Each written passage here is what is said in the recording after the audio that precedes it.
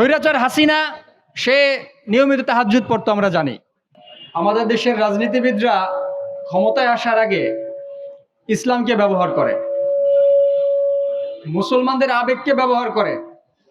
কারণ আমাদের দেশের অধিকাংশ মানুষ মুসলিম, তারা ইসলামকে ভালোবাসে, ইসলামকে ধারণ করে। এজন্য এদেশের রাজনীতি করতে হলে এই মুসলমানদের আবেগকে তারা ব্যবহার করেই ক্ষমতায় আসে। কিন্তু আমরা দেখছি ক্ষমতায় আসার পরে তাদের যত রাগ, ক্ষোভ, প্রতিহিংসা, যত আক্রোশ, এই সব কিছু তারা ঝাড়ে মুসলমানদের উপরেই, ইসলাম প্রিয় জনগণের উপরেই তারা ঝাড়ে। স্বৈরাচার হাসিনা সে নিয়মিত তাহাজ্জুদ পড়তো আমরা জানি, অর্থাৎ সে এটা বুঝাইতো সে নিয়মিত তাহাজ্জুদ পড়ে, সে মদিনার সনদে দেশ চালাবে, এরকমের প্রোপাগান্ডা বলি আমরা এটাকে, সে এরকম ভাবে ছড়াতো। অর্থাৎ এই যে মুসলমানদের আবেগকে নিয়ে তারা ক্ষমতায় থাকার চেষ্টা করত। কিন্তু এই হাসিনার আমলে সব থেকে বেশি নির্যাতিত হয়েছে, সব থেকে বেশি নিষ্পেষিত হয়েছে এই ইসলাম প্রিয় জনগণ, ওলামায়ে কেরাম, যারা ইসলামকে চায়, ইসলামকে এদেশের, তারা ইসলামকে দিয়ে এদেশকে সাজানো আছে এটা দেখতে চায়, এটা দিলে ধারণ করে, এরকম মানুষদেরকেই তারা সব থেকে বেশি নির্যাতিত। আমরা এইরকমেরই সিস্টেমের শিকার ছিলাম। আমরা নিজেরা ইসলামকে ধারণ করার চেষ্টা করি, ব্যক্তিগত জীবনে আমরা ইসলামকে প্র্যাকটিস করার চেষ্টা করি। আপনারা দেখবেন এদেশে যারা ইসলামকে প্র্যাকটিস করে তারা ব্যক্তি জীবনে সব থেকে বেশি তারা স্বচ্ছ থাকে, তারাই এই দেশকে সব থেকে বেশি ভালোবাসে, তারা সব থেকে বড় দেশপ্রেমিক যারা ইসলাম প্রিয় মানুষ, তারা কোনো প্রভুদের ভক্ত থাকে না, তারা একমাত্র আল্লাহকেই ভয় করে। এই দেশের জন্য নাকি হুমকি। যারা এই শান্তিপ্রিয় ইসলাম প্রিয় জনগণ, এরা নাকি এদেশের জন্য হুমকি। আর এই জন্য তাদেরকে কি করতে হবে? এদেরকে আয়না ঘরে আটকে রাখতে হবে। আয়না ঘরে অন্ধকার সেলের ভিতরে এদের বছরের পর বছরে তাদেরকে আটকে রেখে তাদের হুমকি থেকে দেশকে বাঁচাতে হবে। এইরকমের একটা ন্যারেটিভ তারা এই দেশে প্রতিষ্ঠিত করেছিল। যারা ইসলামকে মোটামুটি একটু ভোকাল হতো ইসলাম নিয়ে, তাদেরকে জঙ্গি বলে তারা আটকে রাখতো। যারাই ভারত বিদ্বেষী, তারা বিভিন্ন মনোভাব রাখতো, তাদেরকেই আয়না ঘরে আটকে রাখা হতো। আমরা এই রকমের নির্যাতনের শিকার ছিলাম হাসিনার আমলে। আল্লাহ তাআলার কাছে শুকরিয়া যে হাসিনার নামক এই খুনিটাকে আল্লাহ তাআলা আমাদের থেকে সরাইছেন। এবং এই সরানোর পিছনে আমাদের ভূমিকা ছিল। কি রকমের ভূমিকা ছিল? আমরা কারাগারে যাওয়ার পরে আমরা নিয়মিত কুনুতে নাজিলা পড়তাম, আমরা এই জালেমদের জন্য আমরা বদদোয়া করতাম, আল্লাহর কাছে ধ্বংসের জন্য আমরা হাজারি করতাম।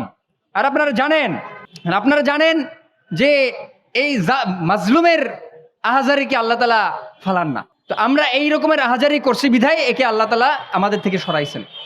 কিন্তু আমরা দেখতেছি এখন যারা আবার ক্ষমতায় আসছেন, তারা আমাদের এই দুঃখকে বুঝতেছেন না।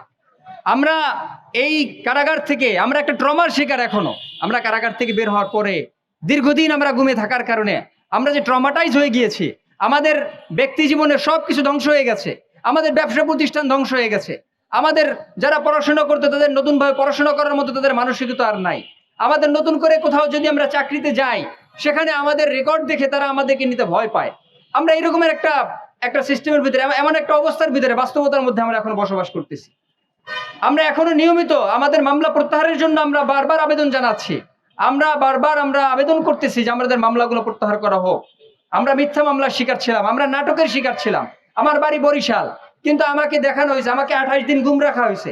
আমি এই প্রেস ক্লাবে, এখানে ব্যবসায়ীরা আমাকে চেনে, আমি মেডিকেল ইকুইপমেন্টস নিয়ে আমি ব্যবসা করতাম, এখানে ব্যবসায়ীরা আমাকে চেনে। আমি আমার বরিশালে এই মেডিকেল ইকুইপমেন্টস নিয়ে আমি ব্যবসা করতাম।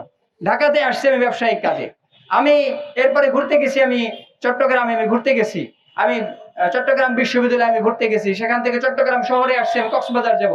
আমাকে মুরাদপুর ওভার ব্রিজের নিচ থেকে আমাকে ধরে ফেলছে, আমাকে ধরে র্যাব 1 এনে আমাকে 28 দিন গুম রাখছে। গুম রাখার পরে তারপরে আবার আমাকে চট্টগ্রাম র্যাব 7 নিয়ে গেছে। সেখান থেকে আবার আমাকে বান্দরবানে নিয়ে গিয়ে আমাকে বিশাল তারা কি ক্যাম্প ধ্বংস করে তারপরে আমাদেরকে উদ্ধার করছে। আমার সাথে আরো ছোট ছোট কিছু ভাই বেরাদারকে আমি দেখলাম, যাদেরকে ইতিপূর্বে আমি কখনো দেখি নাই। এই একজন আছে, এনাকে দিনাজপুর থেকে মাদ্রাসা থেকে এনাকে ধরে নিয়ে আসছে। আমাকে যেদিন প্রকাশ করছে সেদিন তার সাথে আমার পরিচয় হয়। এভাবে আমাদেরকে দীর্ঘদিন গুম রাখার পরে মিথ্যা মামলায় জর্জরিত করে আমাদেরকে কারাগারে আটকে রাখা হয়েছে। কারাগারে আমরা অত্যন্ত মানবতার জীবনযাপন করছি। সাধারণ আসামিদের সাথে কোনোভাবেই আমাদেরকে সেরকমের ট্রিট করা হতো না। সেখানে আমরা আরেক জেলের মধ্যে থাকতাম। এভাবে আমাদেরকে নির্যাতন করা হয়েছে।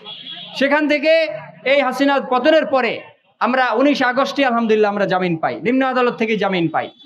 জামিন পাওয়ার পরে এরপরে আমরা এই ব্যক্তি জীবনে, আমরা পারিবারিক জীবনটাকে আমরা এখন পর্যন্ত গুছাতে পারি নাই।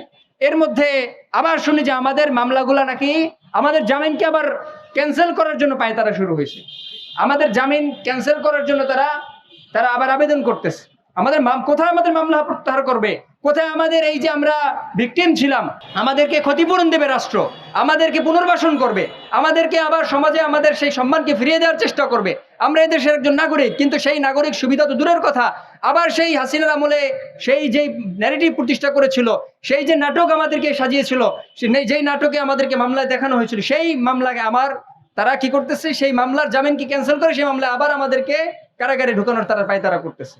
আমরা এর যথাবিহিত আমরা এর ব্যবস্থা দেখতে চাই যে সরকার, হাসিনা যেভাবে পতন হয়েছিল আমাদেরকে নির্যাতন করার কারণে, যদি কেউ আমাদেরকে এইভাবে তারা নির্যাতন করতে চায়, আল্লাহ তাআলা সইবে না। তাদেরও এইভাবে হাসিনার মতো তাদেরকে এই দেশ থেকে চলে যেতে হবে।